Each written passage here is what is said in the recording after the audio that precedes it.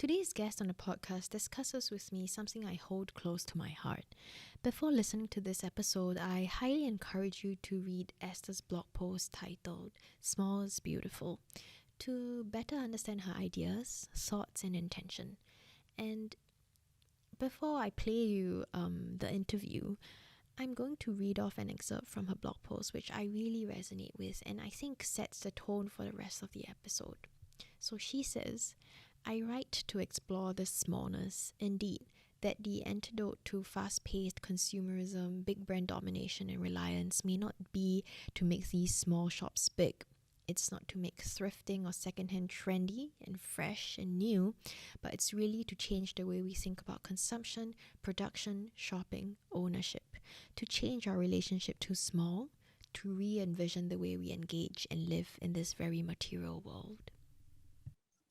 Hi Esther, welcome to Rewear at the Fashion Pulpit. Thank you for joining us on this Thursday morning. Do you want to tell us a bit more about yourself? Yeah, thank you so much for having me. My name is Esther. My pronouns are she, her.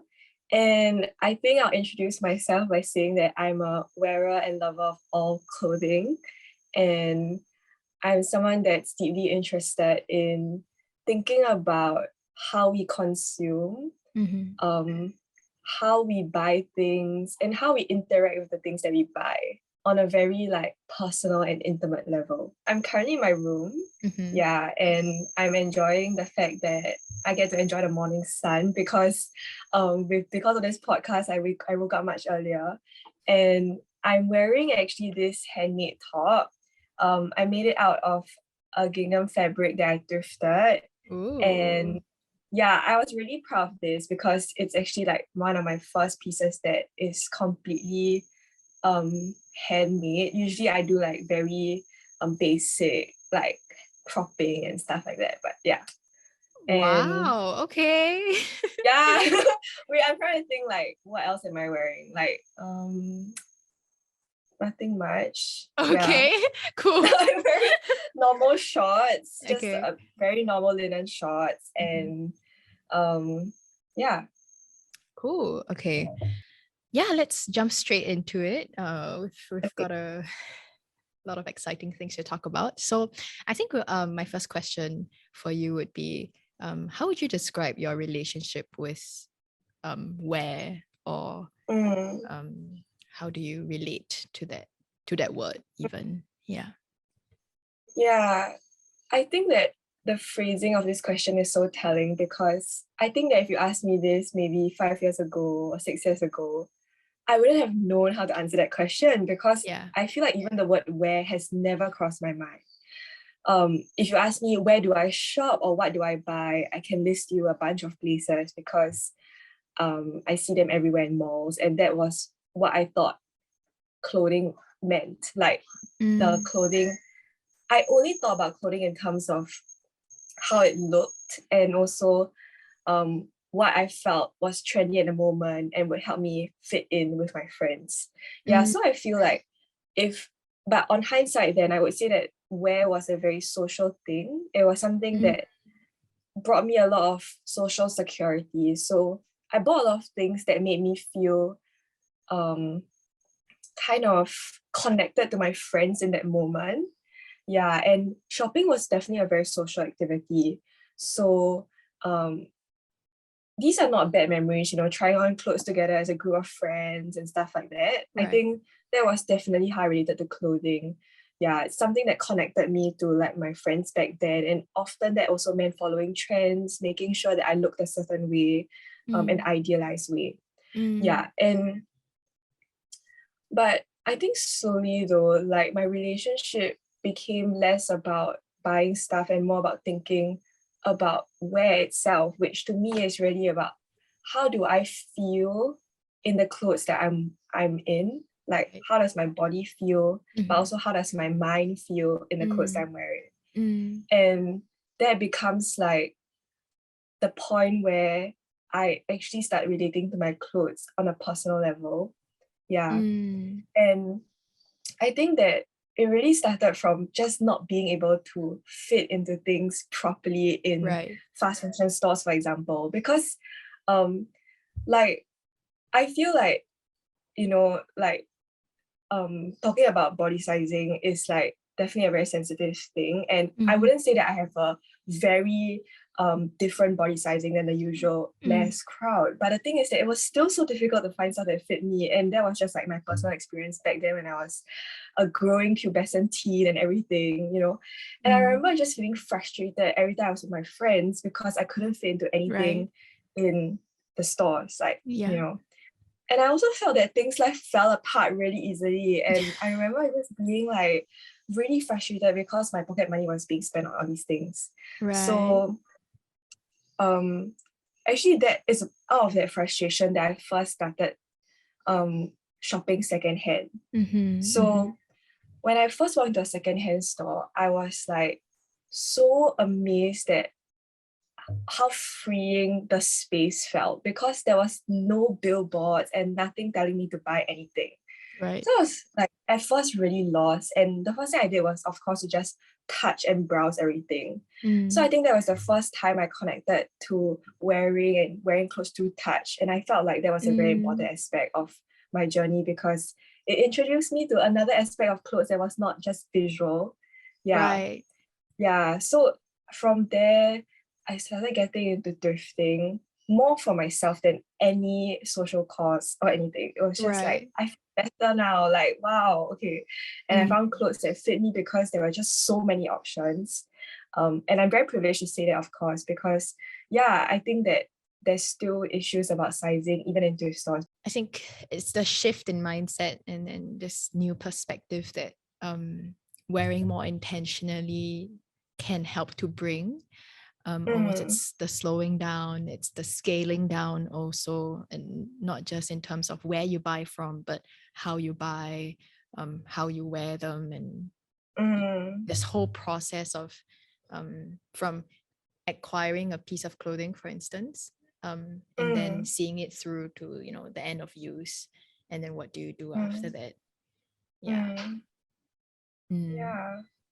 Actually, just to add like on that, sorry, because I think I started by saying that shopping was a very social activity for me in malls, right?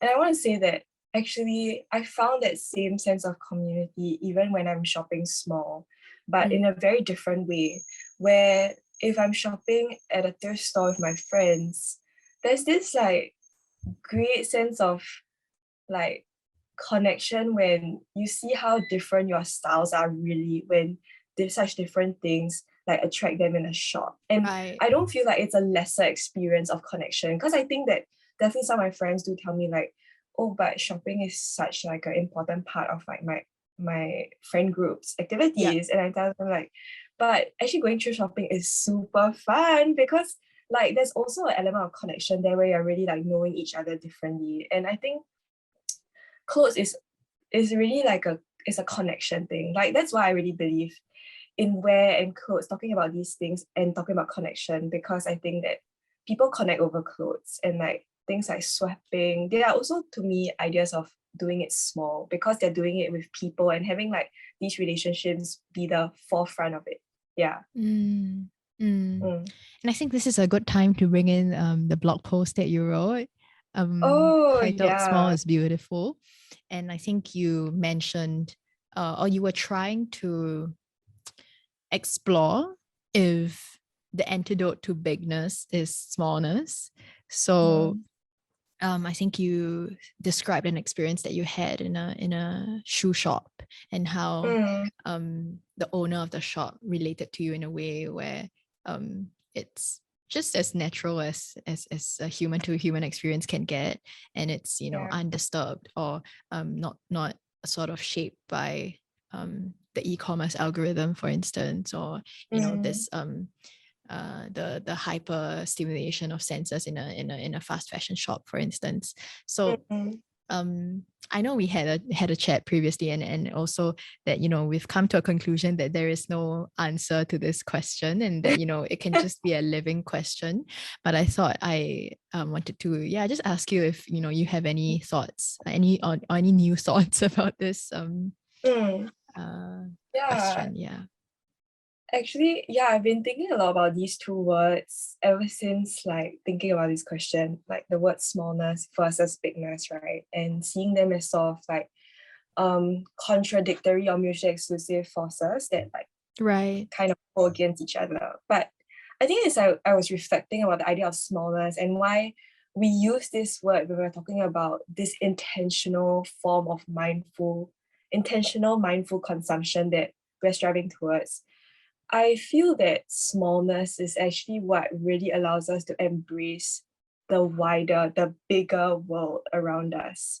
Um, and I say that Mm, mainly because when I think of smallness, I think of groundedness, coming back to oneself and also what's directly around oneself. So like coming back to what do you already have, right? Because we always talk about that when we start. What do you already have? Who are the people around you? And that could be friends, family, or your neighborhood, right? What's directly in your neighborhood, things like that. And I feel that in that groundedness, when you are able to acknowledge your positionality, and that really also includes things like your gender, your race, your sexuality, your economic class, just like really just, yes, this is me, like this is where I stand, a very small dot in the huge scheme of things. I mm, feel like that actually allows you to better embrace like the larger web of things, without feeling completely just lost in like the like hugeness of the bigness of like things like systems, corporations, and things like that. Because when I think about like our like society's sort of like veneration of bigness, right? I feel like the idea of bigness that we have is not this really all-encompassing interconnected web of things that I right. realize is actually also big, right? Like what we want to do is also to see how epically, big like Right. our universe is a big word, but I think the bigness that we are like both frustrated by is the bigness that is actually just a puffing up of a very small group of people actually, Right. like, right, until like this small group of people just can't see anyone else because they're puffed up, they're like on a pedestal, they're like, this is Right. all there is. Yeah. Or and then on the converse side, this sort of bigness is crushing for like the rest of society, because I think it's precisely this bigness that we are like, oh no, like we need to protect ourselves. So then it shrinks people. Like I think there is definitely this sense of that people are like, so overwhelmed by the bigness of the world. They're like, I will only take care of myself. I'll only take care of like my immediate self and like protect self-preservation. I feel like it swings one person into this very like selfish self-preservation mode, which is of course again not their fault because Yeah. it's sort of against survival, right?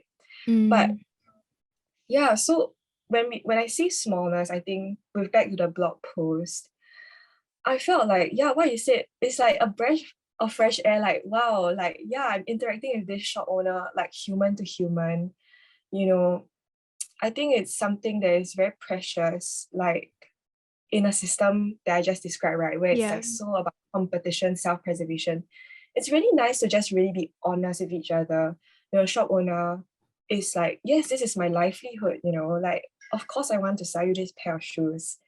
Um, yeah, but I also want to make sure that it fits you right. And he like made me try on so many different pairs of shoes to make sure that it was really the one that fit my feet in the right way, because he had many years of experience. And I remember just thinking like, wow, like this guy, he owned this shop for 30 plus years. Like this is his home, he lives right above it and things like that. So it's just feeling like, yeah, there's this world I'm connected to, like his small world of like tradesmen and his own family and his own shoe business, and like me coming in, feeling just very connected to this like slightly wider world while I buy this pair of shoes. Yeah. And Right. definitely, like I'm just personally very interested in like things of artisanship, things related to artisanship and craftsmanship. And it's because of people like these actually that made me realize like, wow, this is a whole world out there. Yeah. Yeah. Mm. Mm. Thank you for sharing. I feel I feel very comforted by your words. Thank you. Yeah, I Okay. think maybe then this is also a good time to Mm, speak about, this new thing that you're doing. mm, this shop directory, right? This small shop directory and this heartland directory. And also, do you want to talk about, this Telegram channel that you run? Yeah. Yes. Okay. Yeah. And so how, sorry, just to add yes, on, and yes, how, no, no, and how yeah. I guess what you're doing with the Telegram channel and the directory is an extension of, everything that you've described earlier. Yeah. Okay. Yeah, I think that's a good segue into Thank like you. the small little things I'm doing. Like okay. So the Telegram's channel started very much on a whim because I felt very comfortable with the idea of a Telegram channel.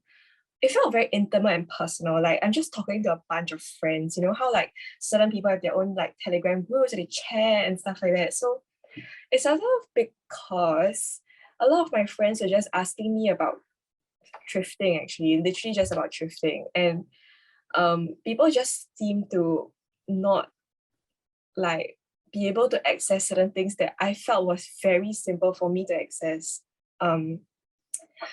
Like for example, certain carousel shops that I found and got cool stuff from, they were like, what? You know, so okay, so I was just like, okay, I'll just start a Telegram channel. I just want to share like my love for secondhand, my love for shopping small, and just all things in between. Okay, so I just started that, and then I posted the link onto my Instagram, and I was just like, hey guys, you guys want to join this? Just join. Yeah, I didn't think too much about it, honestly. That's why all the intentionality of it was really in just doing something fun that would include my friends and include people who cared about things like that, you know. And but I think once the channel actually started, right, I was like, wait, like, wow, I mean, this is like a point of connection, you know, for me. Like I can actually talk to people about way more than just like a bunch of, I can send them way more than just a bunch of links to shops, right? So I think that's when I started to like set some intentions on my Telegram channel, because I think I really learned a lot from like that, like just like this idea of setting intentions, you know, like even for small spaces like this, I think it's so important. So I kind of set an intention that this Telegram channel would be an open journal of like my journey in shopping small and secondhand, and how this actually brings me closer to the wider world. Like, because this is something I believe in for really long, but that's the first time I think it's in the Telegram channel that I first articulated it. Like, actually, why do I love thrifting so much? It's not just because like I get a cool wardrobe, but it's really because I feel very connected to like the world around me, the political issues that I believe are like, you know, really related to even a thing like thrifting, like, you know, like intersectionality, so many things. Like I feel like it would be an injustice for me to not list them out, so I just won't like list everything. But I think I wanted to show people that this is linked lah, so that's how I started it. And from there, I think I just sort of started documenting my journey, in a very as honest a way as I could. So I think for the Telegram channel, I did mention to you that I wanted to keep it small. I wanted to keep it within people that I knew that my voice had a stake in their lives. Because I think I never saw myself as an influencer. Not that that's a bad thing. I think it's just that there's a connotation on that you are speaking on a pedestal. And I didn't want to speak on a pedestal. I wanted to just speak as a friend, as like a loved one that's just like caring about these things, and you know, people caring about them because they care about me. And I think it's just learning to take up space in this very circular way. You know, this is again about smallness and bigness, you know, because you know the world is big. So you like just take root in your small circles. And like I feel like that's a very comforting, like I really like what you say, like a comforting way of navigating the hugeness of the world and the pressingness and the urgency. Pressingness is not what? The pressing and the urgency of so many issues that are like bombarding us every day, you know, like I needed that Telegram channel at that point of time. I think it just kept me grounded, you know. Right. And I think I also wanted to add that I first got to know you through the Telegram channel when Tammy invited me into the to join. I think she sent a link or something. I don't really know how this Telegram thing works, but anyway, I Okay, just that's like so managed to join now. cool. Okay. Okay.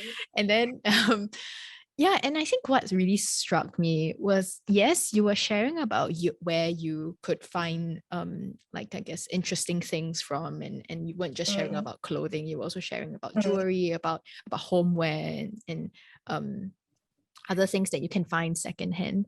I think on top of that, it was also the way you sort of spoke about your feelings and how you described your thought process of bringing something home or buying something. And that was when I was like, wow, okay, so yes, because and you know, the fact that you were sharing it with, like you said, a close knit, a really tight group of people when you visited TFP, and that was before we even knew each other, right? And Oh you had yes. yeah, you came into the shop, and I think you shared about us on the Telegram channel after, and I was like, oh my god, because what you said, okay, I'm just gonna read it out. Okay, I have my phone Okay. here, and you said I like how it still feels different from walking into other fast fashion stores where sales and signs scream to buy, and where there's a very targeted way of laying out clothes.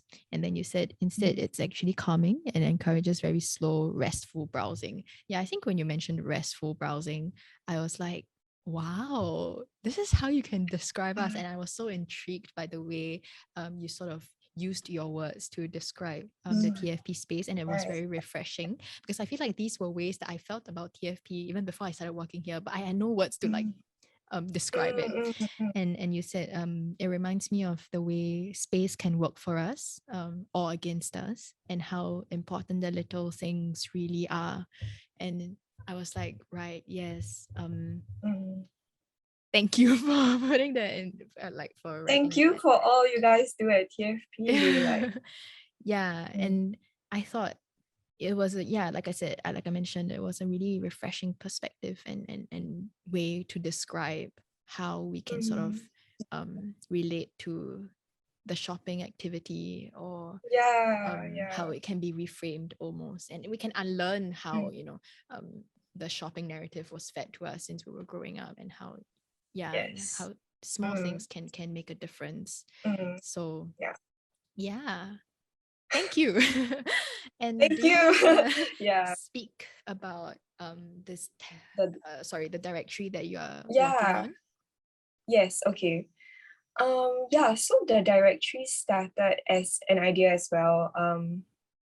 I think completely separate from Telegram channel. As I mentioned earlier, they have always been very interested in the idea of tradesmen, like just tradesmen who have built their lives in a certain trade or craft or skill. And it started actually when I first visited Paya Lebar industrial complex. Okay, and I used to really, really enjoy exploring and just poking my nose in like random places. And that was actually the first time I got introduced to this idea of like, wow, like this is actually a small family built business sort of thing. Because I would stumble upon like very different sort of businesses in the same complex. So one of them might be doing like metal etching signs. So like he just spends he told me, oh, you know, I've been in this trip for 30 years, you know, I had to evolve alongside the metal, you know, and I was just like, wow, you know, it's just crazy to me that, you know, someone can devote their life to something for so long. And in the actual shop slash their office, I think you can really see traces of their personality in the space. And that was just something that really drew me into the space in the first place, even though it was, you know, chaotic, messy, dusty, etc.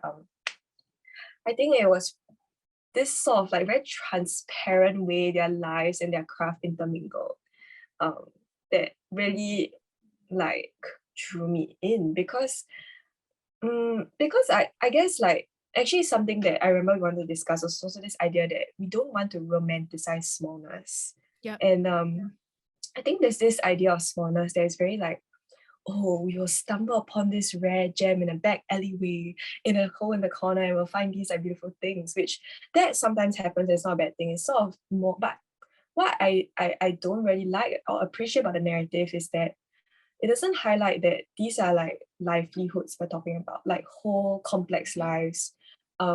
People who are like also working for their survival in our society, you know, and that this is not just like a passion project for them. I think that there's this tendency to be like, oh, you must love what you do. And often they don't tell me that. They just say, but this is all I know, or this is my whole life, which is a different ballgame altogether, you know. And I think it's like, I really like always remind myself of that. Like, I'm coming in as an interested party. I'm definitely passionate about this, but I'm not them. They are like people who built their life on this. And I think there's always a need for me to sort of remind myself of that as well when I'm like gushing over their things and wanting to even sort of like, when I want to introduce them to other people, I also don't want to sort of romanticize their story and be like, oh, they fell into this trade because of XYZ. But it's really that, you know, some of them would tell me that, oh, in my village or kampong back then, this was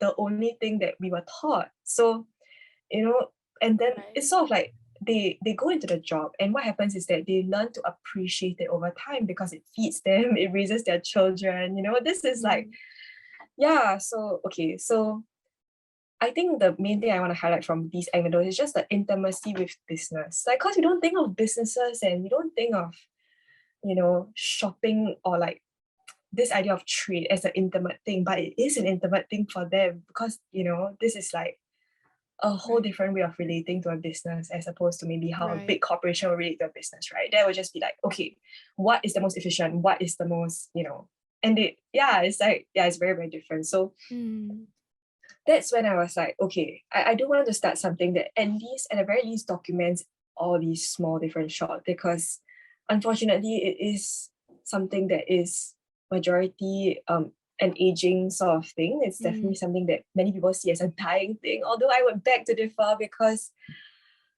there's still a lot of life in there. Like, I really do believe that. And so the directory started from just wanting to document that. And then after that, I thought of how wouldn't it be interesting if I could make something that would allow people to access it easily, where they could browse different small shops like this according to like location and according to what they need. Because the whole point is like, I want people to explore what's around them. I don't want people to just flock all to one shop because it's cool and stuff like that. So that's when I reached out to actually my Telegram channel and asked, hey, I have this idea. Does anyone want to jump on board? And two lovely people reached out to me after that, and we started working on it. So I'm hoping when this podcast episode airs, actually our website will have come out ready, because we are planning to launch it like by the end of October-ish. And I'm really excited. It would, this podcast I realized that. Yeah, but I'm really excited about the directory. Thank you for sharing. And I think I wanted to touch on the point that you made about romanticization of things. And I think very often I think because of social media and because of what the narratives that are presented to us are, they sort of frame secondhand or smallness in a way that I think comes from a good place, where you try to differentiate yourself from, like, say, a bigger corporation or a brand, right? But I think we also cannot forget that as much as, you know, shopping secondhand is a good alternative to buying firsthand and buying fast fashion, we also have to remember that the secondhand industry in itself is also a trade. It is also a business. It's not charity. It's not, we can't risk oversimplifying the fact that secondhand is the only solution, for instance. And I think when we think about secondhand, we should also be thinking about the larger picture, which is that, okay, where are the other clothes that are not, like, say, bought by people, or that are curated in these small thrift stores? So where do all of these clothes go then, which is very often exported to other countries, right? And then have other people deal with our waste, which is obviously, I mean, this is a whole conversation for a different day. But yeah, I think it's just to remember that as much as the secondhand industry can create, I guess, new opportunities and new solutions, it's also you're very much still entrenched in this system of exploitation of yeah. So I think I just wanted to make that caveat, just to for make sure. sure that yeah, in fact, like I feel like I have this illuminating realization that I guess shouldn't be that illuminating, but it's sort of the fact that it should be even a problem that we have to resort to secondhand, like right, like as much as I love it, like I mean the thing is that secondhand should never have been the alternate path that is the only path, but it seems like it is because of how I feel like we've been pushed to a corner. That's how I feel like by this sort of like narrative of consumption. There's always about like new and over content and overproduction. The fact that secondhand is almost like the easy solution or something that people say as though like it's gonna solve everything, like, oh, just because I donated them secondhand I don't have to worry about it anymore. But actually we should be worried that we're relying so much on it, because I think that it's sort of like I feel like yes, we should celebrate secondhand, but also we realize like, hey, the fact that this is the only thing we're relying on is a problem, And also, I feel like that's and also just the fact that, like, if we think about it, where do secondhand clothes come from? First-hand clothes, right? Exactly. And it's because at TFP we see clothing from everywhere, right? So we have like truly well-loved vintage pieces that have been in our mothers or our grandmothers' wardrobes for the longest time, and then when they finally decide that they want to start swapping, or like their granddaughters or their daughters bring them in, we're like, wow, this is such a valuable and what a good find, what a good gem sort of thing. But then we also see clothing that are from fast fashion brands. So we have increasingly more pieces from, say, Shein, from these smaller fast fashion brands that I shall not name. And so if you start thinking about it, it's a whole ecosystem, right? And the secondhand industry is not guilty of it also. So I think it's remembering that like you said earlier, that everything is connected, and there's no one solution. And I think we also we also don't have to put it on ourselves to have to come up with a solution, or like a one size fits all sort of solution, because it's not on us. I think it, like you said, it's also about community building. It's about through clothing, almost through wear, through how we speak about fashion, and how we buy, how we wear, how we use. So having answers is probably overrated at this point. Like, one size fits all is capitalism anyway. Exactly. So we don't want that. We don't want a one size fits all, right? So I'm gonna ask you, I think I don't have an answer to this, and I don't know if you do, but how do we actively, I guess, work towards a place where we're not affected by, say, this compelling need to consume, or to sort of have trends guide us? Would say not having all of this become like a utopia that we dream of? And in this utopia, are we like, do all wearers have agency in deciding where they want to get their things from, or like have a say in this? Actually, I don't even know if I'm making sense at this point. It's just a combination of many thoughts that I tried to string together in one sentence. I resonate with those thoughts. Let me sort of think that through. Would you say that it's sort of asking, like, is it even possible for us to work towards that place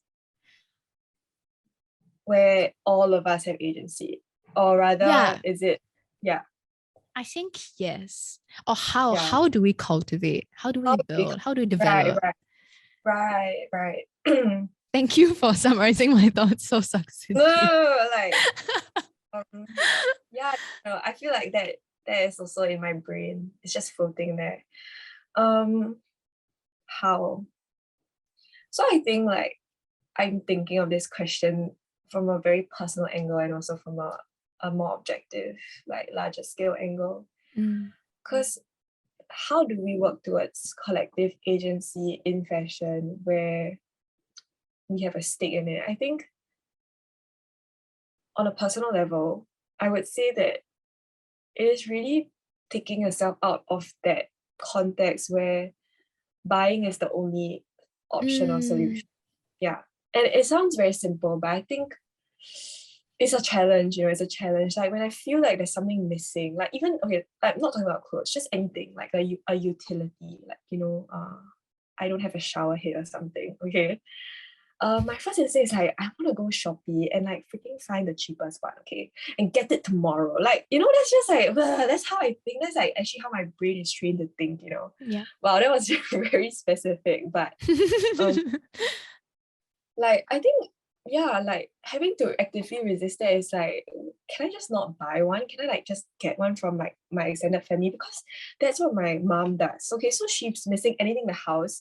She's like, I'm gonna wait, dude. I'm just gonna wait until your auntie or your uncle, right, gives me their secondhand one. And she's just doing that, right? Because she's actually trained to do that. Like you realize that we are like these two individuals, like me and her, we're not say like one is evil, me, the overconsumer, and she's the saintly like secondhand mom. But like it's just that we have trained to just think in very different directions. And I feel like that's very encouraging to me, is that yeah, there's a way to just like rewire that neural path that thinks that buying is the only option. And I think on a second related note, back to the personal thing, I think when I say plucking myself out of the context, I literally just mean that I just don't go to malls, like for a while. Like I remind myself how drained I feel when I go there. And then I just say like, okay, I just don't want to go there for a while. And then I just explore these like new ways of like relating to the world, like organizing a swap party with my friends and things like that. Yeah. And and also touching my wardrobe, like just like going back to my own things, like the things I already have, and just like touching and feeling them, and just be reminded that these clothes exist beyond like a magazine spread or Instagram page, because they have tactility, they have like physicality, they have movement to them that like I want to explore and know my clothes in this way. Yeah. So I mentioned these things mainly because like sometimes I feel these things just bring it back to like what we can do that on day-to-day level.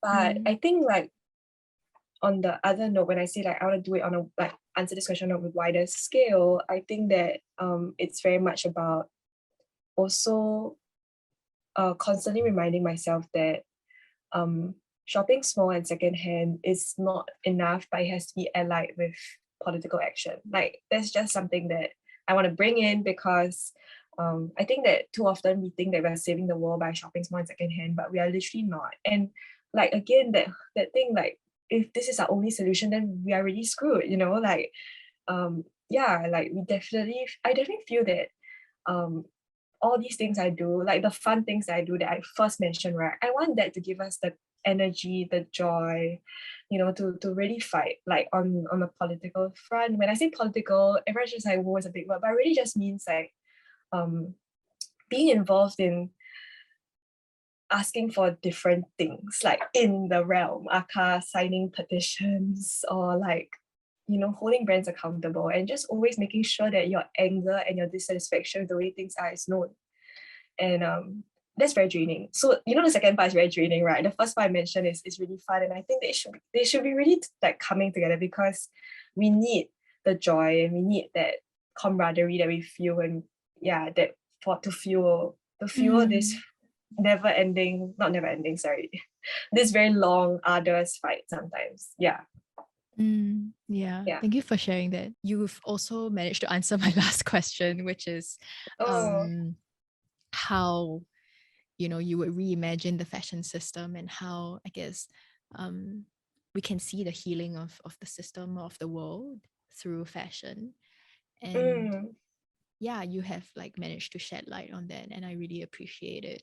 And I think it's something that's still pretty fresh and new. The fact that, you know, we see fashion as more than just consumption. That fashion can take other forms, like say appreciating fashion or consuming fashion critically through like either reading books or reading articles or listening to this podcast, for instance. Good on you if Yes. you are.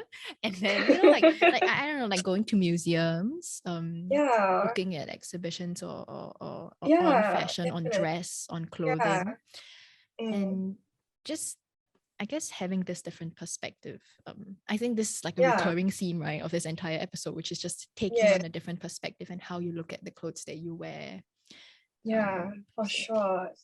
yeah. Even having a conversation like this, for example, I think that's also a way of engaging, right, with fashion. Yeah. And I think very often I think the first thing that comes to mind for a lot of people is, okay, how do I, because like if you go on, like if you read articles, a lot of the articles say that, oh, you know, the sort of keyword that you put in like search engines for like say the word sustainable or the word sustainable fashion have shot up, like it's exponentially increased, like how much people are searching about things like that, either to like where to buy or about how the industry is damaging the environment and also exploiting its people.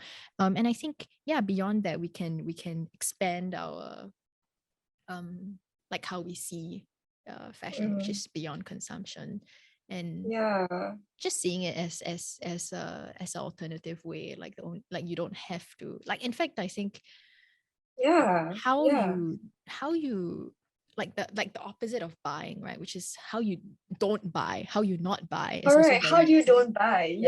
it's also a very telling way of which, and I think that is a more inclusive way of bringing this conversation into the attention of more people, because a lot of people when it comes to speaking about sustainable fashion or sustainability, when it comes to fashion, is that oh, but I don't even consume that much, or like, you know, and but that doesn't exclude you from the conversation, because you also wear clothing, you also have articles of clothing in your room, in your wardrobes, and that doesn't mean that, you know, you don't have a you're not a participant in the fashion system, for instance. So yeah. I really, really love those points. How do you not buy? And I remember this thing that we were previously talking about when we were talking about how we often buy to buy into a certain look, right? A certain aesthetic. But then we were thinking that the converse is actually that, you know, to think of clothes wearing as like a way of living, right? Which a way of like life, which is actually, you know, that's basically how to not buy, right? That means all the times you're not spending money. It's just how you're living day to day, I feel, and how you're interacting with the world around you. And I also think that that's really related to why both of us really believe in talking about fashion. Because fashion, like you said, is something that no one is not a part of, right? We're all wearers of clothing. And I think it's something that brings one back into the embodied sense of being, you know, because the actual act of putting on clothes each day reminds you that you're human. It reminds you that, yes, you are you also. And then the small things that you do will also like be a part of you, the way you express yourself to the world. So there's this exchange immediately. And I think that it's because of that really interesting, really, like, one of my favorite aspects of fashion is precisely that. And I think that's why I do believe that it's also a starting point to deeper conversations into how we envision a different world. You know, how do we envision a different world where we relate to each other and the environment in a different way? Yes. What a good note to end on, I think. Very hopeful, not discouraging. And yes. Yes, I think that hope is important. Yeah. Especially now. Exactly. Yes. And I think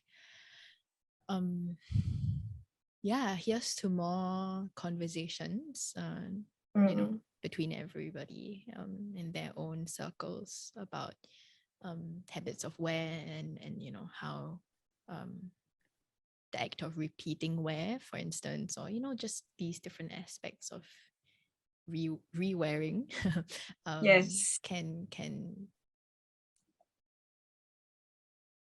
create ripples of change. Mm, Yeah, and mm, hopefully this means that you know more people have more conversations and inclusive conversations about mm, sustainability and what it really means for fashion and what it really means mm. for people who wear clothes. Yeah, which is Yes. almost everybody. So Yes. I had a really good time speaking to Esther in this episode, chatting about our personal experiences and relationships with consumption and ways of relating to wear and clothing.